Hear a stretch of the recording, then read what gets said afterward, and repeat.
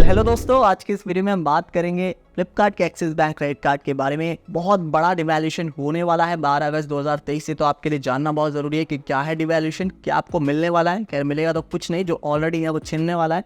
लेकिन अगर आप फ्लिपकार्ट के एक्सिस बैंक क्रेडिट कार्ड के साथ इस जर्नी में हैं, तो क्या आपको ये जर्नी आगे कंटिन्यू करनी चाहिए इस कार्ड के साथ या नहीं करनी चाहिए, और अगर करते हैं तो किस तरह से वो क्या स्ट्रैटेजी रहेगी कि आप बेहतर रिटर्न जनरेट कर सके, वो लास्ट से बता दूंगा। एंड जो लोग नए आने वाले हैं इस कार्ड में, जो ज्वाइन करना चाहते हैं, उनके लिए भी ये जानना जरूरी है कि क्या नए टर्म्स एंड कंडीशंस होने वाले हैं फ्रॉम 12 अगस्त 2023। So if you are new then consider subscribing to the channel.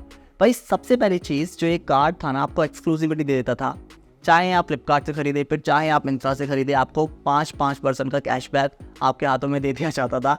चाहे आप कुछ भी खरीदें दोनों ही ऐप से, ठीक है। और 90% इंडियन खरीद ही लेते हैं। फिर चाहे आपको कपड़ों का शौक है तो मिंत्रा से आप खरीद सकते हैं, वॉचेस एक्सेसरीज का शौक है तो आप मिंत्रा से खरीद सकते हैं, नहीं तो आप फ्लिपकार्ट से भी खरीद सकते हैं। तो दोनों ही एक तरह से बैलेंस आउट कर देता था इस क्रेडिट कार्ड को। लेकिन अब क्या हुआ, 12 अगस्त 2023 से आपको मिंत्रा पे जो आपको 5% का कैशबैक मिलता था ना, वो नहीं मिलेगा। 12 अगस्त 2023 से आपको सिर्फ 1.5% का मिंत्रा से कैशबैक मिलेगा। मतलब आप कोई भी सामान मिंत्रा पे खरीदते हैं, वहां पे आपको सिर्फ 1.5% का कैशबैक ही देखने को मिलेगा मेरे दोस्त, ये ध्यान रखना। फ्लिपकार्ट पे अगर आप पहले कोई भी सामान ऑर्डर करते थे तो 5% का कैशबैक मिलता था, ये बात समझ में आ गई। लेकिन अगर फ्लिपकार्ट पे अब आप होटल्स पे या फ्लाइट्स पे, मैं दोबारा बोल देता हूँ, होटल्स पे या फ्लाइट पे कोई भी बुकिंग करते हैं तो सिर्फ भैया 1.5% का ही कैशबैक मिलेगा। ये मत उम्मीद करते रहना आप कि मुझे 5% का कैशबैक मिलेगा। अच्छा, मिंत्रा के साथ ना एक कार्ड आ चुका है जिसका नाम है कोटक का मिंत्रा क्रेडिट कार्ड। अगर आप मिंत्रा की ऐप अभी खोलेंगे ना, तो ये देखिए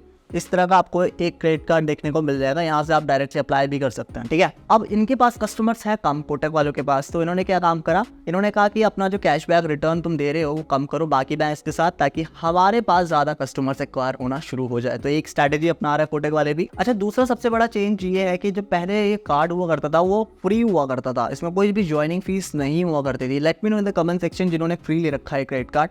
लेकिन उसके बाद कुछ टाइम के बाद ना एक्सिस बैंक के भाव बढ़ गए और उन्होंने बोला कि हम तो 500 रुपये प्लस जीएसटी चार्ज करेंगे। एंड रिन्यूअल फीस अगर आपको माफ करानी है, आप दोबारा से मतलब 500 रुपये नहीं देने एक साल के बाद, तो आपको एक महीने में 2 लाख तक का खर्चा करना पड़ेगा। हम पिछले कुछ सालों से ऐसे ही चल रहे थे, लेकिन अचानक से अब ये बैंक बोलता है कि 12 अगस्त 2023 से रिन्यूअल फीस अगर माफ करानी है तो रिन्यूअल फीस जो नई बनाई है इन्होंने, वो बनाई है 3.5 लाख रुपए की। जी भाई साहब, 3.5 लाख रुपए आपको एक साल में खर्चा करना है, तभी आपकी जो 500 रुपए की फीस है वो वेव ऑफ करेगा बैंक, नहीं तो नहीं करेगा। और उसमें भी टर्म्स एंड कंडीशंस लगा रखी हैं, आइए जानते हैं। सबसे पहली कंडीशन यहाँ पे ये है कि अगर आप कोई भी ट्रांजैक्शन करते हैं रेंट की तरफ, मतलब आप अपना इस कार्ड से रेंट पे करते हैं, तो एक तो उस पर कोई कैशबैक नहीं मिलेगा, ठीक है, ये ध्यान रखना।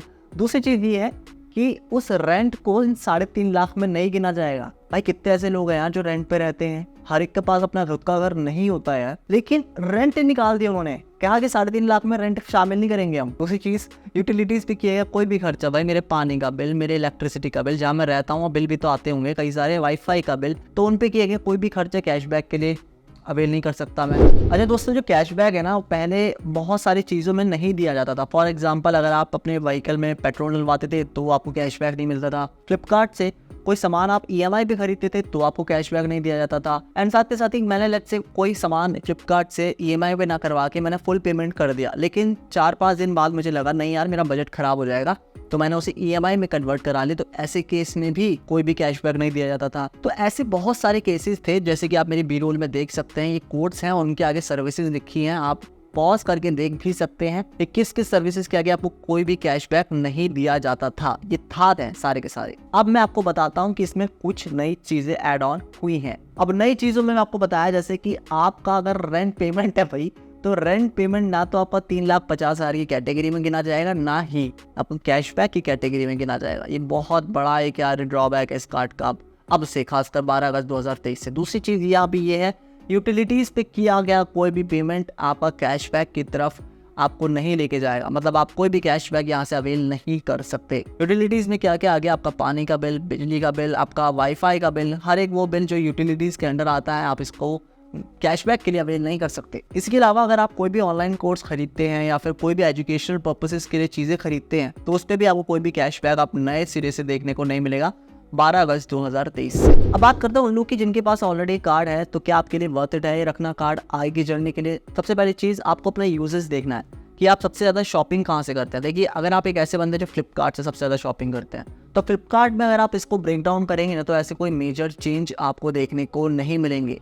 Apart from flights and hotels, बाकी सारी चीज़ों में सेम ही आपको रिटर्न्स देखने को मिलेंगे। सिर्फ होटल्स एंड फ्लाइट में ही 1.5% का आपको कैशबैक मिलेगा, बाकी सब में 5% का ही मिलेगा, ठीक है। अगर आप एक ऐसे बंदे हैं जिनके और पार्टनर्स ब्रांड जो हैं, जैसे कि PVR, स्विगी, क्योरफिट, वहाँ से शॉपिंग करते हैं, वहाँ से इनकी सर्विसेज को अवेल करते हैं और आराम से आपका 15,000 तक का खर्चा रहता है इन शॉपिंग ऐप्स की तरफ, तो आप आराम से इस कार्ड के साथ कंटिन्यू कर सकते हैं, क्योंकि मुझे उम्मीद है कि आप अच्छे रिटर्न जनरेट कर लेंगे इस कार्ड से।